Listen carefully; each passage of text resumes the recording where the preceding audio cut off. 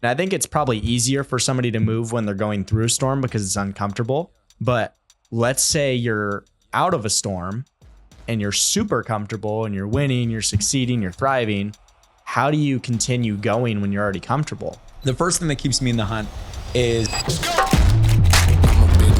Hey, how's it going, everyone? My name is Matthew Welsh, and welcome to the Leaders Only podcast, where we talk about business, leadership, mindset, and it's pretty much anything revolved around building an incredible life. You know, the reason that I started this podcast because I felt like on the way to where we're at now, there wasn't really a place to go learn tangible skill sets, leadership qualities, and mindset strategies that you can learn today, apply today, and get immediate results. And so the goal of this podcast is to teach you the things that you need to actually win, to actually change your life, and to actually grow your business and grow your team if you're someone that's in a leadership role. And so if you can do me a favor, if you ever get something out of our message, if you ever get something out of the content, if you can like, share, subscribe, just tell people about it. We put out all this information for free. And so all we ask is that you share it with a friend if you get something out of it. So with that being said, thank you guys so much, and let's tune in.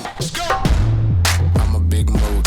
You can't name a lot of things that I didn't. Hey, how's it going, everyone? Welcome back to the Leaders Only podcast, where we talk about business, leadership, mindset, and just pretty much anything revolved around building an incredible life. And today, I got my brother, Chris Knott, back on the show. How you doing, my man? I am blessed. How are you? Doing good. I didn't think we were going to get into today's podcast. Yeah, well, I didn't either because you were like 30 minutes late because you were stuck behind a bunch of car crashes. Well, and because we've just been laughing for the last 30 minutes and we didn't think we were going to be able to pull it together to be able to get this done. So the fact that we're here, we've made it. Amen. We made it. Champions in the making. Yep. So you just got off 75 hard. How's that?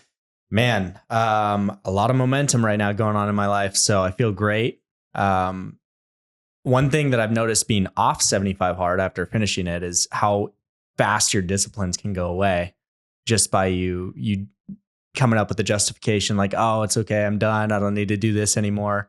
And you think when you're on the program like, oh, okay, I'm for sure going to continue doing these things that, you know, help me progress every single day. And then you get off and then you start justifying, playing the same stories in your head. Or what? What's that? No, I didn't have cake last night. I had a cookie last night. But yeah, I feel good. Good, Awesome. dude. Good. Yeah. How about you? Are you on 75 hard? The hardest. Yeah. Awesome. Yeah. Awesome. Well, I'm on life hard, you know? Live hard? Life hard. You know that there is a program called Live Hard. I do know. All right. Well, you should try it. I'm on life hard. You should try it. Awesome. Well, let's get into it. I got some questions for you today. Some I came up with. Some were inspired by some things that are going on within my team and, you know, within my circle. And, you know, one thing that I really wanted to ask you is in business and in leadership, we're in this position where we see everybody as where they could be, not where they currently are. And so for you, because you see everybody's potential from day one, when do you determine whether or not you should continue putting time, energy, effort, money into this person? And or when do you pull back on that? Because, you know, you can give somebody coaching over and over and over and over and over and tell them the same things that actually will help them move forward, but then they don't take your advice, but they keep asking for your coaching. Yeah. Right. And the answers don't change. And so when do you decide like, hey, you know what, it's time for me to start pulling back? And, you know, what would you say on that? Yeah, that's a great question. And I mean, it's something that every person that's in leadership, they'll go through that. Doesn't matter who you are, right? Like, doesn't matter what industry, doesn't matter what it is. You'll always go through that from a leadership perspective, right? Because you start to become close to people and you just care so much about them and you want everyone to win, right? And it's hard to draw that line of like, all right, I'm giving up on this person, because you never do, right? Yeah. Like as a leader, it's not in you. It's not in you to ever give up on somebody, right? I think there becomes a time where you no longer will give in to the BS, right?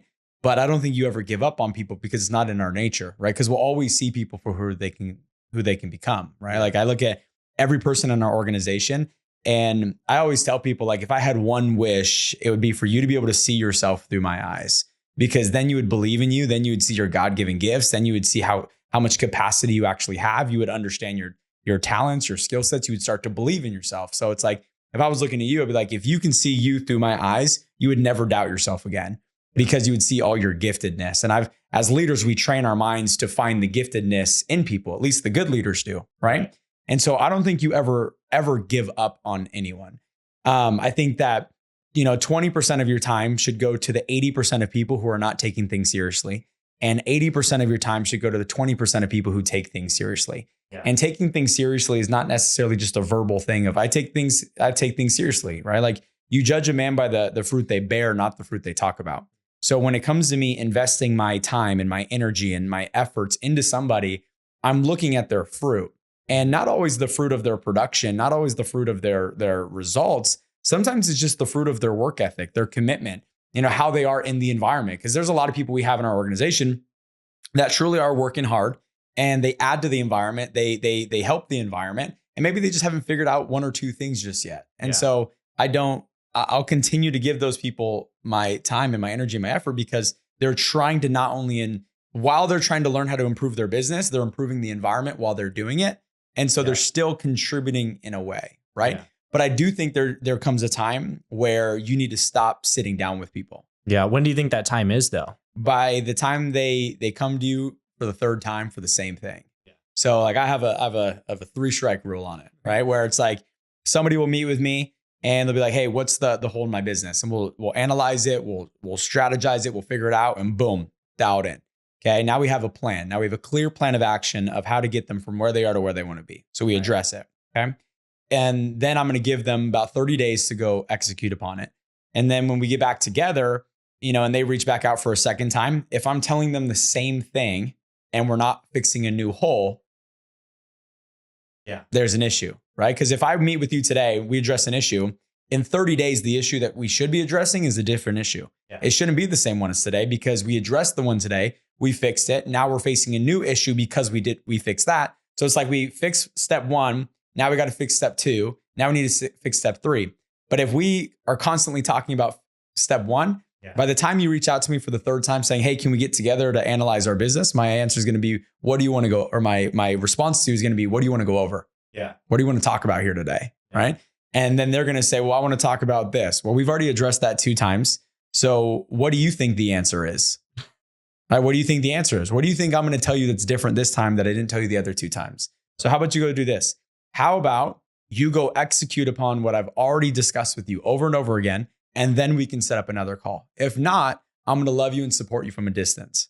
Right. And I'm willing to do that. And what's crazy is a lot of times people are afraid to do that. But every time I've ever done that is when people step up. They step up, right? They step up because they realize like, shoot, I'm not getting these one-on-ones anymore. Yeah. Right. So they go and fight for it. So in my mind, there are winners, there are losers, and there are just people that haven't figured out how to win. Yeah. And a loser, in my opinion, is just somebody who tears people down. They're destructive to other people. So if you're not a destructive person to other people, you're not a loser. You're just in the category of, I haven't figured out how to win just yet. So I pay attention to that as well, right? Like, are they destructive? Are they negative? Whatever it is. Well, then, we got to filter them out as fast as possible. But if they're just in the category, I haven't figured out how to win just yet, but I'm giving my best, I'm working hard, then I'm going to continue to pour into those people. Yeah. Right?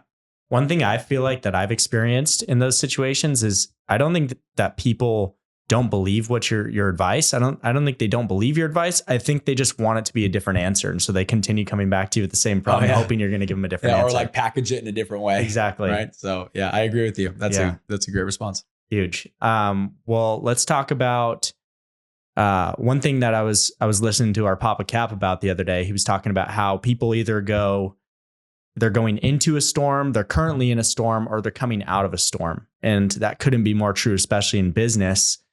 And so for you in all 3 of those scenarios, right? There's highs and there's lows, right? Where you don't get too high in the highs, don't get too low in the lows. Reality is always somewhere in between. But what do you do when everything's going good and you know that something's about to happen? Do you just keep operating like everything's going good, and then let's say the storm hits and everything is going terrible, right? And you feel like you're out of control. What do you do in those scenarios? So, yeah, I think we create our own storms. So elaborate on that. So for instance, the reason, I did a full call today, right? And one of the things I said is like, business isn't up and down, people are, and that creates an up and down business, right? So a lot of times what happens is you start to do better than you've ever done, which is why you're no longer in a storm. You get comfortable doing better than you've ever done. And that comfort leads to the storm, right? Like I forgot who wrote this book, and I've heard this before. It's like, Strong men create good times create weak men create bad times create strong men. And that's the same cycle. That's crazy. Right? Like it's a cycle. Okay. That's super. I like that. And so when you look at it, it's kind of the same thing where it's like good times create hard times because people get comfortable in good times. So that's why I think we create our own storms. So I think that, like, for instance, there are storms that come up, but the storms that we're facing are the storms of climbing, not the storms of falling. There's like a big difference. There's a difference between facing a new devil because you're at a new level and falling back and facing the same devil all the time. And I think most people are always facing the same devil because they get comfortable. They create their own storm. But I think that if you just do the things you're supposed to do all the time, you shouldn't end up in a lot of storms, right? But let's just say you are in a storm. Okay. Maybe it was out of your control. Maybe it was something that was not self-inflicted, but it was, outsource inflicted. And at the end of the day, everything's kind of comes back to self-inflicted, like, because where you are at where you're at because of the thoughts you think, the decisions you've made, the actions you've taken, the relationships you've established. So even if you're not creating the storm, maybe that storm is coming from somebody that you decided to have a relationship with. Yeah. So still technically the storm is your fault, right? So crazy way to think about it, but it's just the reality. So when it comes to getting out of a storm, I think the first thing is claiming the storm as a positive, right? Not looking at it as a negative, right? Most people look at things as why is this happening to me? And I always say, don't say why me, say try me. Look at the storm as an opportunity. Look at the storm as a way for you to grow, a way for you to get better, a way for you to identify basically holes in your armor that you didn't realize were even there. Because think about it, when do you identify a hole in your roof? When it's sunny or when it's raining? When it's raining. When it's raining. So sometimes the good part about the rain is it allows you to identify the holes that are in your roof, and it allows you to go patch those things. So that way water doesn't keep leaking in. So that's kind of the good news about a storm is sometimes these storms happen and they allow you to identify the breaks in your infrastructure, and that allows you to make those adjustments. Problem is once again, most people react rather than look at it as a good thing. So right. I think if we can change our perspective to the storm is a positive thing, then everything shifts, right? Another analogy with the storm. If it's raining, right? Sometimes people are like, oh my gosh, it's raining. But when do things look the most beautiful? After the rain, because the water washes away all the dust, it washes away all the dirt, everything's greener, everything looks better after the storm, right? It's just your willingness to endure through the storm and win through the storm. That's what most people don't do. Most people just sit back and wait for the storm to pass. That's not what champions do. Champions go head on in the storm and say, I'm going to run right into it. I'm going to address it because the faster I run into it, the faster I get out of it. Yeah. All right. And that's just what I would recommend. I think I read something the other day that's like cows run away from the storm, but bulls run to it because they know that if they just run to it, eventually they're going to get through it and the cows will end up sitting in it later on down the road. I don't know where I saw that analogy. I don't know if that's a real scientific thing or not, but it sounds great. Is it bulls or is it buffalo? Might be a buffalo. It might be a buffalo. I feel like it's bison that run into the storm. Might be a bison. Yeah. I also like the taste of bison. Nice. You and I both. Side subject. Yeah. Okay. Well, in my opinion, I think it's probably easier for somebody to move when they're going through a storm because it's uncomfortable. But let's say you're out of a storm and you're super comfortable and you're winning, you're succeeding, you're thriving. How do you continue going when you're already comfortable? What are some things that you do? Because I see that a lot in business where people will get really high in the highs and they'll just think that it's going to be like that forever. And it's not. Yeah. Well, I think most people look at the high as the destination. Like one of the things I was talking to some of our agents about today is like a promotion is not the destination. Right. And most people make a promotion, a milestone, an income threshold. They make it the destination because you might have this goal, like I'm going to make $1 million a year. And you're fired up about making $1 million a year. And then you get to the $1 million and that was the destination. And then that's why people stay there or they fall back below because, when it's like if I'm traveling to Hawaii, right? The journey to Hawaii is not the funnest. Like nobody likes going through the airport. Nobody likes the flight. Like nobody likes those things. But then you get to Hawaii and the destination's amazing and it's easy to get comfortable once you're there. You're uncomfortable on the way there. You're comfortable when you get there. Well, that's how it is a lot of times with our milestones. There's the goal. and we look at the goal as the destination, not a part of the journey. Yeah. And I think that if we can shift our mindset to the goal or the milestone, or whatever it is, not being a destination, but just being something that you're going to check off on the way to becoming the best version of you, that's going to make a big difference. So for me, there's 3 things that keep me in the hunt. The first thing that keeps me in the hunt is I've made a commitment to our people, that the people that I'm leading, the people that are around me, that I would help them change their life. And for me, if I were to get good and then not help everyone else get good, then it would be against everything that I believe in as a man, as a leader, as a human being, right? Yeah. So I feel like if I get myself and my family to a place that we're great, but I stop because we're great and I don't help everyone else get great, then what type of human being am I, right? What type of leader am I? That means that everything that I've said throughout all these years was just a whole bunch of crap, so that way I can get to where I want to be. Zero integrity. Yeah, zero integrity. It's all manipulation. That means I literally just went from leadership to manipulation, because manipulation is I get you to do the things that I want you to do for my best interest. Leadership is I do the things to help you. I help you do the things you need to do in your best interest. And for me to stop, that means that it would have been about me. And like I said, it's against everything that I believe in as a leader. Yep. So number 1 is I've made a commitment to my people, and I'm not going to stop until we help as many of them win as we possibly can. And that's going to be on my deathbed one day. That's when we're going to stop there, right? There's no end date for us, because there's always going to be new people coming into our business. There's always going to be new people coming into our organization. And so there is no stopping, because once again, that means it was about us and not really about our people this whole time. So that's number 1. Second thing is me wanting to know what I am capable of. I want to know my capacity. I want to know what I'm able to do, right? So even chasing income thresholds, it's not about the income threshold. It's knowing that I became the person that was valuable enough to acquire that income threshold, right? When it comes to a business size, reaching a certain amount of agents, like we have an ambition to get to 1 million licensed agents as a company, right? Well, getting to 1 million licensed agents as a company, part of that is like, think about the person you have to become in order to get to that point. The level of value you have to create a licensed agency of 1 million, the opportunity you have to create for other people, the environment, the culture, the leadership team that you have to build, all of these things is going to require you to reach a whole new level. 100%. And so a lot of times these goals and these milestones, they're there to help pull the best out of you, because the only way to get it is to become better. So the second thing is like, I just want to find out what I'm capable of. And the third thing is competition. Yeah.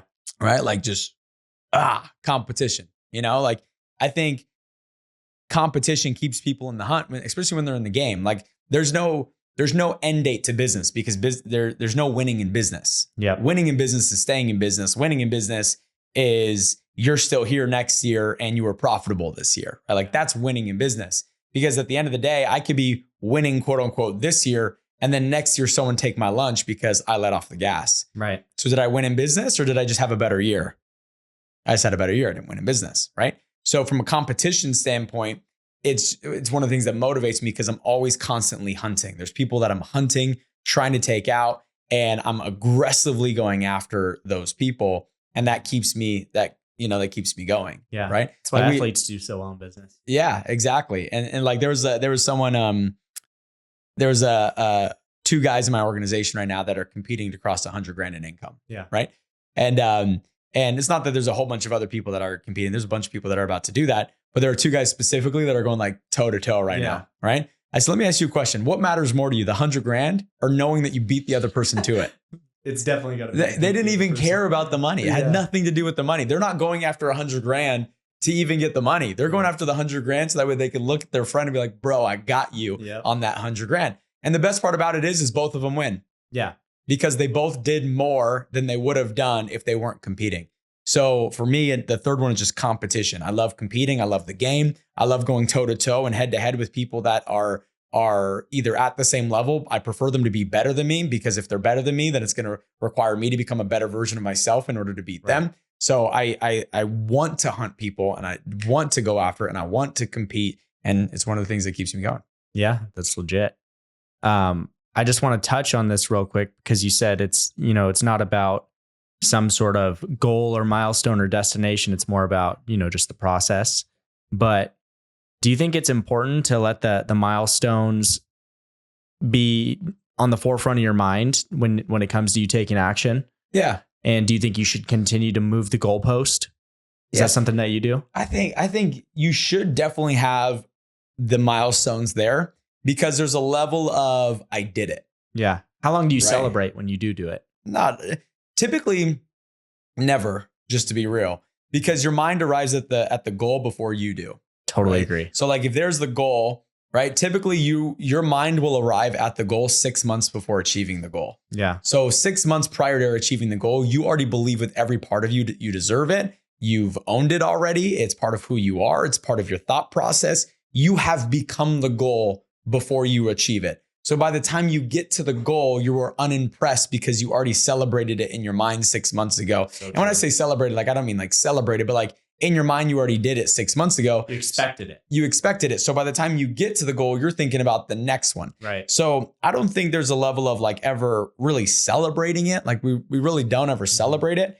But what we do is we recognize it because by recognizing it, that's how you continue to build your self-confidence. And that's how you that's how you continue to build that unwavering belief that you can get to the next target and the next target and the next target. So you do have to recognize it. And then I also think there's part of it that helps you build your momentum because there's the dopamine, right? Like it's like, this might not be crazy, but if it's like, I'm going to, from a small perspective, I'm going to make 5 phone calls a day, every day for 7 days. Yeah. Right. Now, all of a sudden, let's just say you did that for 7 days. You get to the end of 7 days. There's that dopamine feeling of, I did it. Mm-hmm. I gave my word and I kept it. And now all of a sudden you're like, all right, there's a different level of happiness. There's a different level of confidence. Yep. Do you like that feeling of being able to look yourself in the eyes and say, I said I was going to do something and I did it. Yep. So now we bump that up from 5 phone calls a day to maybe 10, or maybe 1 appointment a day to maybe 3. And then all of a sudden you get to the end of that week and you're able to look yourself in the eyes once again and say, I did it. Yeah. And I think the more often you can look yourself in the eyes in the mirror and just say, I did it, the more confident you start to become. You start to build your identity and you start to build this unwavering belief that it doesn't matter what task you put in front of you, you can get, you can hunt, you can eat, and you can collect on. Yeah. And I think that and you got to start small with it. It's not even starting big. I think one of the things that kills people's belief is they set this like I believe people should set goals that stretch them, but not unrealistic goals. Like right. if I said I'm going to do 400 appointments this week, it's not even enough hours in the day for me to do 400 appointments this week, right? That's a ridiculous goal, and it's a goal that I just set. There's no way in hell that I can accomplish. But if I start setting things like, you know what, I think I can do 5. I'm going to go for 7 because it stretches me a little bit, right? And then I hit the 7. Ooh. Yep. I start to become dangerous. You expanded your capacity. Yeah. Yep. Yeah. So it's like what Andy says, right? Andy Frisella always talks about how when you keep the promises you make to yourself, you build your self-esteem and you build your self-worth, and you also build your self-discipline. Mm-hmm. So it's the exact same principle that you just talked about, just in different words. Yep. I love it. Let's talk about being a man in business.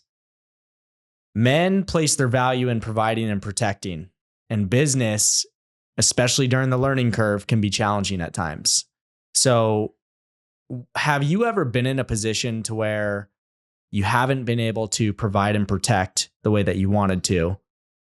And then what did you do in those times? Because I'm sure it wasn't a lack of effort. It was probably just a lack of results at the time. What did you do in those times? Because that's mentally challenging. Great question. Number one, you can always protect. So that's the first thing I would say. There's nothing that can keep you from protecting your loved ones. Yep. Right. So I may not have been able to provide financially, but I was able to provide emotionally. And I think that's the difference. Okay. Mm-hmm. So I think a lot of times people tie providing to a dollar figure. Providing is changing the diaper tonight at 2 a.m. because my wife is exhausted. Yep. That didn't cost any money, but that allowed her to know that I care enough and that I'm willing to go above and beyond to take care of her in those moments. You know what I'm saying? Like yep. Providing doesn't have to be financially. And I think while you are not providing financially in the beginning stages, provide in other areas, yep. Right? Provide in your encouragement, provide in the love and support, provide in the little things that you know that take something off their plate. because it's not like you're just sitting around twiddling your thumbs, right? Like Yeah. you're busting your butt, like, but you can provide in other areas. So protecting, I don't need money to protect. I don't need results financially or in business to be able to protect my loved ones. I can show up and protect my loved ones every day. Okay. Yeah.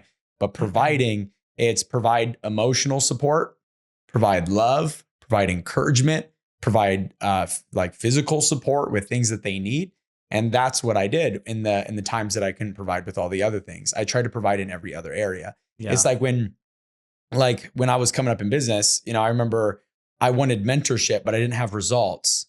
So how did I earn mentorship? I earned mentorship by providing in other areas, right? By providing positive energy, excitement, by showing up early to make sure everything was set up, by always saying, hey, is there anything that I can do to take something off your plate? It was just always, it was me providing in areas that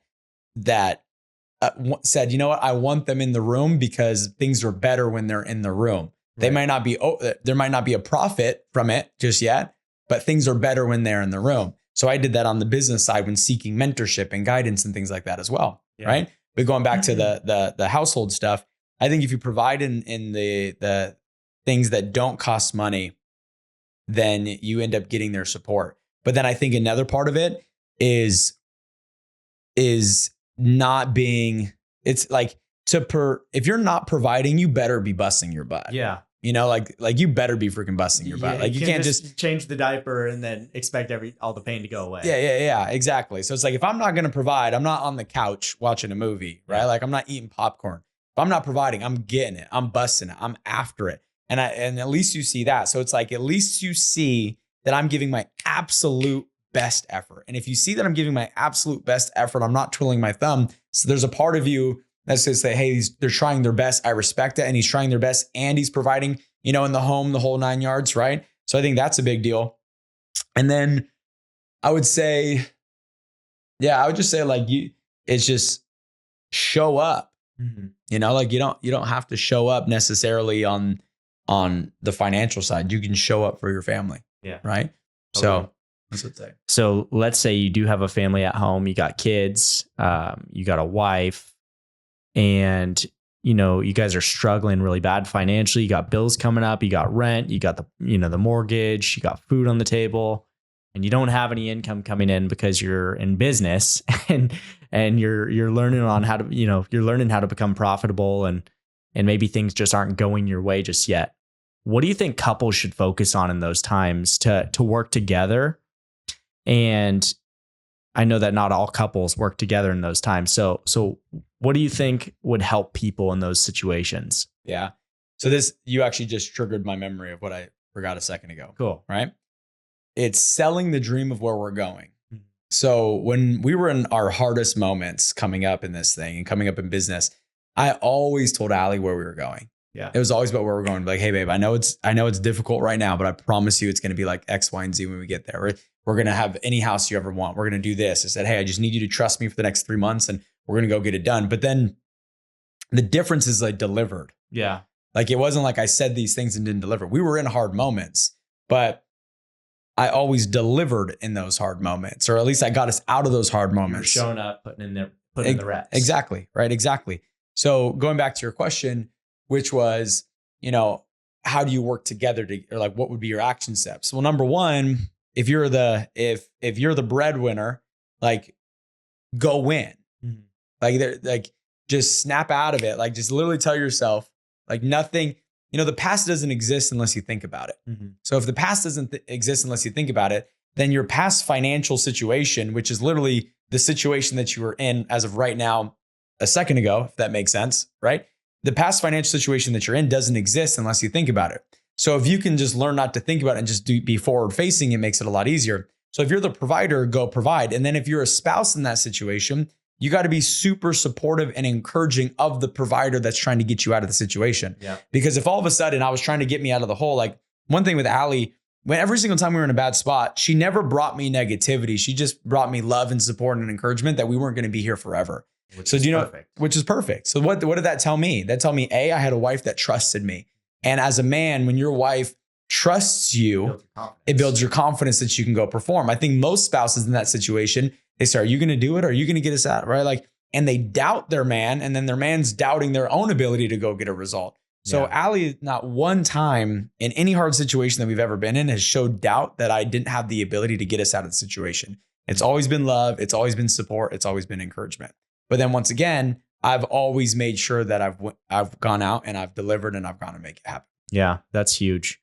So what if you are trying to take action to get yourself out of that situation, but you do have that negative spouse that's just beating you down, and like you're already beating yourself up, and then now they're beating you up, and you know they're the number one person that you care about, their love and support, and they're giving you the exact opposite. What do you do in that situation? I know that you didn't personally go through it, but what would you coach somebody to do? I mean, I would just tell them they need to have a real conversation and tell them the truth. Yeah. Be like, hey, I need you to trust me, and I need your support, and I need you to encourage me, because I'm going to get us out of this, but I can't get us out of this if I keep coming home to you doubting my ability to get us out of this. I need you to trust me and my ability to get us out of this. And I need you to encourage me. And I need you to love me, because every single time I come home and I'm trying to get us out of this and I come home to you, it makes me feel like I can't get us out of this. And when I feel like I can't get us out of this, it makes me not want to go do anything at all. And it kills my confidence. It kills my wantingness to execute. But when you believe in me and my ability to perform, it's all the fuel that I need. It's all the fuel that I need. And then wrapping back around real quick, I think another thing that I would say is focus on earning in those moments. I think what most people do when things get tight financially, they start thinking about how can I make what I have last rather than focusing on going out and earning more. And I used to do that all the time. I used to do the money math. You can only cut expenses so much. That's what people don't get. You cut expenses and make things last. Like I used to think like, all right, well, I got $500. My gas tank requires X amount to fill up and I get X amount of miles to the gallon. So what if I only put in X amount of dollars? I'll use the other amount of money for food. And then when I get my next paycheck, then I can put in a little bit more. Like, you know, when I was coming up, like I just wanted to fill up my gas tank. Like that was a dream of mine coming into like I kid you not. As an entrepreneur, like at the beginning stages of entrepreneur, like one of my dreams, I remember being 16 years old and I worked at, Jamba Juice, right? I couldn't afford to ever fill up my gas tank. And I got 9 miles to the gallon. And I literally used to do the math of, all right, if I put $8 in, it's going to get me X amount of miles. Like one of my dreams was just to be able to fill up my gas tank. Right. And then that was everything.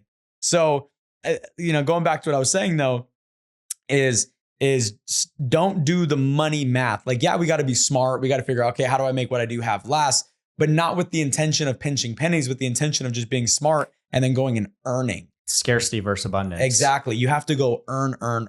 Most people think, all right, what bill can I cut back? All right, I got X amount of money coming in. They get preventative. What bills can I avoid? And they go into this preventative defensive mode rather than an offensive earning mode.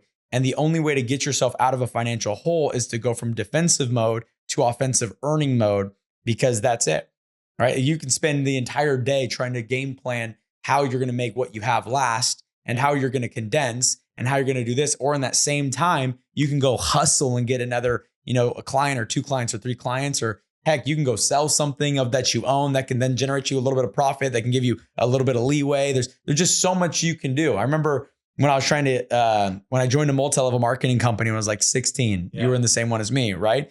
Vima, vitamins, essential minerals, mangosteen, and aloe, shut down back in the day. But I remember in order to get into Vima, I sold my snowboard. I sold a bunch of stuff that I had. That's how I got the money. So there's always a way to like just get rid of something. Like I remember there was a time where we were struggling and Ali sold some of her designer like purses, designer like shoes. And she didn't tell me that she did this. It was stuff that she had before our relationship. And she sold these things in order to help us get by financially and have food. And I didn't know that she did that, right? Once again, having the support of a spouse. So I think you just have to focus on earning, and it's how fast can I create the solution behind how I'm going to get through this week. And then what do I got to do now? That's why I like sales so much, because you can literally go sell something, boom, and earn income. It's also why I love our platform and our company now so much, because we have, financial underwriting that's done in less than 10 minutes. Insane. I can literally get you a life insurance policy right now in less than 10 minutes, get approved, and I'll get paid within 3 days. Yeah. What's crazy is it's never been like you didn't even know it, but the other day you did get me a policy and it was actually 7 minutes, and it wasn't just getting me approved. It was in force in 7 minutes, which is insane. So the policy submitted in force in 7 minutes, and commissions released to our carrier with it. Like all I got paid on it today, by the way. I forgot about that. Yeah. Right. And that's crazy. So once again, going back to it. And you weren't even involved. I wasn't even involved. You just texted me for a link. Right. So going back to it though, we're in a business where you can go just earn. Yeah. If you're in sales, you can go earn. Maybe if you're on a W-2, that might be a little bit difficult. You have to go try to do some side work, maybe like mow some people's lawns, whatever it is. But if you're in a sales business, which is probably the majority of my listeners, if you're in a sales business, you can go sell anything in the next 24 hours. Yep. That's it. Energy flows where attention goes. It's like it's the spiritual side of success through the law of attraction, right? So if you're constantly thinking in scarcity, like you were talking about, cutting bills, cutting expenses, doing the money math, well, you're attracting more debt. You're attracting more of those circumstances. So it's that's huge. That's super huge. Mm-hmm. Let's dive into. Okay, I have a question for you. This one is something that's for me. Yeah, this is something I'm dealing with recently in business, and it's kind of put me in a position to where I'm like, dang, is this really happening? Let's say you have a leader in your business or leaders in your business that, have been with you for a while and they're in a position of leadership and they've been doing amazing. And then they come to you with questions that are like very amateur, like should be coming from somebody who's brand new in business. How do you continue to have patience in times like that when you're like, hang on a sec, you're in a position of leadership and you're asking me this? And a lot of the field force is looking at you for guidance and direction. And you're asking me this question seriously. Is this a joke? How do you stay patient in times like that? Well, and what do you do? I'd say, Chris, it's karma for all the questions you asked me. It probably is. It probably is. No, and there has been those moments for sure where you've asked me the same thing. Like, dude, are you seriously asking me this right now? I mean, that's literally what I do. I don't say, are you seriously asking me this? But I'll just say, hey, where do you think you can get the answer? Yeah. Or I'll say, what was the answer the last time I gave it to you? Yeah. And so I'll just bring it back to that. Just keep it simple. And I'll do it with a smile on my face. Yeah. But yeah. Where do you think you can get the answer? So that way they at least go to the creative side of their mind of like, where can I get the answer? Right. Yeah. Or what was the answer the last time you asked me this question? Yeah. And then like, oh, all right, I did ask you this question before. That's one thing you're great at doing is showing people how to take initiative through things like that, right? Like I remember in the beginning when I would always ask you questions about licensing just because I love talking to you. And you're like, am I the licensing coordinator? And I'm like, no, but I just love the way that you answer questions. And you're like, I would ask a licensing coordinator because that's their area of expertise. Yep. That's exactly right. Yes, sir. All right. Well, what's one thing that you're scared but excited about this year? You're a little bit nervous. Maybe it's a goal that you have, but what's one thing that kind of scares you, but you're really excited because you think that you're going to knock it out this year? I'm not scared of anything. Just super tough. No, that's not what I mean by that answer. Right? I'm just not scared of anything. Like, what's there to be scared? Like, what's there to be scared of? Right? Like, who can be against me if my God is for me? That's how I look at it. So there's nothing that I'm afraid of. There are things that I always wonder, which is, and we'll cross that road when we get there, but like our business is scaling exponentially, right? Exponentially. Right. So my mind is always, it's who do I need to become in order to handle that? Right. And not just handle it, because I don't want to handle it, because handling it is maintaining and sustaining, right? Who do I need to become to not only handle it, but then scale it to another level? But then who do I need to become to be able to do it with ease? So that way there's no, how do I put it? With ease. So that way it's not even a stress or not, right? And that all comes down to growing a leadership team and getting infrastructures and systems. And we have all of those things. So that's why I'm not necessarily nervous about it, right? But like for me, let me circle back around. I think what it really is on it, it's not even that. It's me wanting to be there for everybody and knowing that I can't. Yeah. That's probably the biggest thing, right? It's me wanting to be there for everybody and knowing that I can't because there's no way. There's no way. Well, you're in a position to where you're being pulled by all limbs at all times. Like we were driving the other day and you got like 7 phone calls in 7 seconds. It was insane. And you were like on a phone call and we were like decline. While I was on the phone call. Yeah, it was crazy. So I can only imagine how stressful that could be. But the crazy part is how you go through it and you don't even seem stressed. I appreciate that. Well, it's because I'm not stressed. Yeah. Right. Like, here's the deal. Anybody who's reaching out to me for certain things, they know how to get the answer because we have a community and we have a community of people that they can reach out to. So it's not like it's just they have nowhere to go. Right. They just are using me as the first person. So what's crazy is a lot of times I always get back to everybody. No matter what, I always get back to everybody. It might take me a couple hours. It might take me to the end of the day. It might even take me a day and a half, but I'm always getting back to everybody. And what's crazy is like, let's say it's more than 3 hours. By the time I get back to somebody, they already have the answer, right? 9 times out of 10. Yeah. So even them reaching out, it wasn't a need. But for me, like I said, my biggest, it's not even a phrase. It's like, just how do I be there for everyone? And I know that's not a possible thing, but as a leader, I feel like I have to make it possible. So it's not something that I'm afraid of. It's something that I'm trying to figure out. As we expand to even bigger, how do I be there for every last person? Because every last person means something to me. Every last person matters to me. Right. And, you and me talked about this on the way home at like 2 a.m. from LA the other day. Is we were driving home and I said, there's going to be people that don't level up. And it's not that I don't love them, but they'll end up getting left behind. Yeah. I mean, the ship's leaving, right?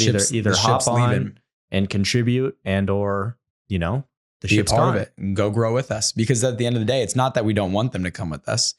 It's that they're choosing not to do the work necessary in order to come with us. Right. And which goes back to you giving them the advice over and over and over and over and over, and then them not doing anything to implement it. And it doesn't mean that the friendship's not there. Right. It doesn't mean that the brotherhood's not there. It doesn't mean that the love's not there. It just means that the time is probably not going to be there as much. Mm-hmm. Right. Because, my time is being spent with leaders. Leaders' time is being spent with people, which means that in order to continue to get the same level of time that you used to get from me, you have to step into leadership. Right. Or you're not going to get the same amount of time. Yeah. Right. And it's not, once again, not because I don't love you. It's the 80-20 rule. You got to put 80% of your time into the 20% who are moving the needle. Yeah. And it's not even that. It's about long-term impact. Well, yeah, because if you don't put that 80% into the 20%, less people get helped. Exactly. And so it's like, people get mad at generals in the military all the time because they have to call the tough decision where lives get lost. Yeah. Right. And luckily I'm not in a position where I'm calling a shot where it's life or death. Right. But at the end of the day, I got to think about it like, if we've given this one person the opportunity to move with us and they've created their own reasons on why they haven't moved with us, and I'm choosing you over the 500 people over here who need help.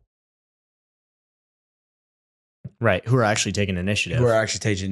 Taking initiative, not even from the business side, even from a client perspective, right? Like if I'm focusing on this one person when I could be focused on these 50 people who are ready to go help 10 clients, well, then guess what? That's 500 clients that won't get helped because I'm spending my time with one person trying to convince them to believe in themselves when I've already tried to been doing that for X amount of time, right? Yeah.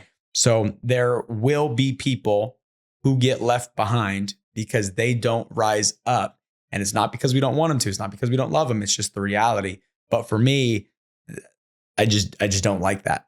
Yeah. I want everyone to be at the promised land with us. Right. And maybe that's a false reality, but it's a reality that I believe is possible. And if it's a reality that I believe is possible, it's why I will still go above and beyond for those people, even in those moments, because I haven't allowed anyone to get left behind, but I just know with where we're going, how fast we're scaling, like I just hope it doesn't happen. But that's what my mind is going to, is like, well, how do I make sure that nobody ever gets left behind, even though there's no way to truly make that a reality? Yeah. Okay. Well, so for the people who maybe are stuck, right? And they've been stuck for so long and they're stuck in their old paradigm, which is a multitude of habits lodged in their subconscious. How do they shift their paradigm to hop on the boat, right? Like, how do they get out of their own way? Because obviously, you've given them the guidance, but how do they can have the knowledge, but they, for some reason, can't get themselves to move and change their habits. So how do you just make the decision? It's all about the past, right? Like most people look at the past as an indicator of what they can do. But like I said earlier, your past doesn't exist unless you think about it. So if you don't think about their past, there is no past, which means that just make the decision to go do. Right. There's only forward facing. There is no past. So yeah, exactly. Just a decision, right? So if we realize that our past only exists if we think about it, but most people look at their past as an indicator of what they can do. But now if we can remove past existence, so now there's not even a past. Now it's just, what do I want? Go get it. Right? Because people don't have what they want for a couple of reasons. It's either number one, they don't know how to get it. Number two, they know how to get it. They just don't know how to get themselves to do it. Or number three, they don't have the skill. So identify what it is, right? I think for the people who are stuck there for a long time, it's number two. They don't know how to get themselves to move. They have the skill. They know how to get to it. They just can't get themselves to move. Why can't they get themselves to move? They're arrested in their past. They're arrested from what they've done. It's called an arrested development, right? They are arrested. So it's like, can I break these shackles of what I've been through and who I was and the mistakes that I've made and the failures I've had? And can I just relieve myself of that, right? Empty that as if it's not, like it doesn't exist, and then move forward. Yeah. Right? And then move forward. So that would be my answer. Yep. I think it's that. And it's also like the pain of where they're at isn't great enough to get them to move. It's kind of like the alcoholic that wants to be sober, but the pain isn't bad enough yet. And then their whole family leaves them, and then all of a sudden they go get sober. Yeah. Well, exactly. Well, there's two things that cause somebody to move: pain or desire. Right. So it's either you want something so bad and it means so much to you and you're willing to do whatever it freaking takes to get it, or you're in so much pain and you're tired of feeling this way and you're sick and tired of being sick and tired, right? Like Malcolm X said, that which you do not hate, you will eventually tolerate, right? So it's like you either hate where you're at and you get so sick and tired of it that you take action, or you want something so bad and it means so much to you that you take action. So it's one of those two things. So if you can't get yourself to move, it's either you're not in a worse enough position, like you said, to get up off your butt and go work, and or what you want doesn't matter enough to you to get yourself to go work. Yeah. So what you want has to outweigh the work that's required to get it. And if what you want does not outweigh the work that's required in order to go get it, you typically will never go get it. Yeah. It has to outweigh it. Do you think that most people just have a general idea what they want, which is why they never get there? Yes and no. Like, I don't think anybody's perfectly clear, because how could you be? Yeah. Your wants are always changing. Your needs are always changing. Like, that's why I always tell people, like, what do you want in the next 90 days? Go aggressively get that. Yeah. Right? Like, you can have an idea of what you want your life to look like. Like, I want a big, nice house. Amazing. I want it to be in this zip code. Amazing. I want to be able to travel all the time, X, Y, and Z. Amazing. Like, you can have a basic idea of what you want your life to look like. Like, for me, I didn't have like clarity of every last detail, right? I had an idea. All right, I want X, Y, and Z. It's going to require me to make X amount of income. So if I get to X amount of income, I'm going to have this life that I want to have. I don't think people get down to that, like those basics though. I think people are just like, I want to be successful. Well, I think people get overwhelmed because they're like, I don't even know where to start. Well, like, hey, just paint a picture of what you want. Where do you want your house? Okay. How much is that house going to be? Find out how much that house is going to be, and then go talk to a mortgage broker and see what's actually required in order to qualify for that house. So now you can justify, like, now you know financially what you need. Okay, perfect. Now I know financially what I need. I also want to travel. Well, how much is that going to cost every single month? So, and I also want to save money. I also want to be smart. So now you can have an idea of the total financial dollar figure that's required to have the life that you want. Then once you have that, now it's what does it need to look like in order to get it? So in our business, we can break it down pretty simple. Most businesses you can. If X amount of product is distributed, that means X amount of revenue leads profits. So you can mathematically calculate how to get to an income like that. Right. So now it's all right. Now I know that. Perfect. So I know what it's supposed to look like. What do I need to do in the next 90 days to go get it? Not the next year, not the next, right? Like, what do I need to do in the next 90 days to go hit this target? Because I think most people look at that and they're like, all right, it's 3 years out and our mind wants to touch things now. And so there's no instant gratification from it. So then they stop thinking about the goal because the goal seems so far away. But what if you just think about what you got to do in the next 90 days? Yep. All right. So I think that's a big deal. But then shifting it as well, the way that we've hit goals and targets is what I'm doing in 2024 is foundation for my 2025. What I did in 2023 was lay the foundation for 2024. So when people say, hey, Matt, what's your big 2024 goal? To lay the foundation for 2025. I know what I want my 2025 to look like. So I'm doing everything I need to lay the foundation this year to set us up for next year. And that's how I've always done it. Because I always try to break down all my goals, and I would look at everything. I'm like, there's so many moving parts. Yeah. Right? I got to get X amount of people this, and it felt like there was 50 things, and my mind couldn't focus on 50 things. So it was just one thing. What does it need to look like by the end of this year? Okay, what do I need to do in the next 90 days to get to what it's supposed to look like? Okay, perfect. Now I know that. I'm going to execute towards the 90 days. After 90 days, I'll self-reflect. I'll evaluate where we at. Then I'll go after the next 90 days. I'll self-evaluate. I'll reflect where we at. Go after the next 90 days. And then I'll get to a place where, all right, we have the foundation. Now I set myself up for the next year. Boom. Yeah. So much power in those 90-day sprints too, because if you say, hey, I want to do this by the end of the year. Well, if you don't have the in-between goals, the 90-day sprints or the monthly goals, then it's almost like we're like, oh, I'll get around to it. I got too far 9 away. more months, right? Exactly. Yeah. It's too far. And if you give yourself 30 days to clean your house, it'll take you 30 days to clean your house. That is so true. Yeah. I was the kid in school that waited till the last night before I got my homework assignment done. So like I told somebody the other day, right? I told the story on what we call it my base shop call, right? Mm-hmm. I said, when you look at Marcus Luttrell from Lone Survivor, okay? They don't show this in the movie, but this is what actually happened. After the basically scene where he fell down the mountain, was shot, all these crazy things, he's at the bottom of the mountain and his legs are broken. He can't walk. He literally cannot move. And in the movie scene, they just basically find him next to a watering hole, and they don't explain how he got to that watering hole. But the way he got to that watering hole was by grabbing his stick in the sand, drawing a line 3 feet in front of him, and just dragging him.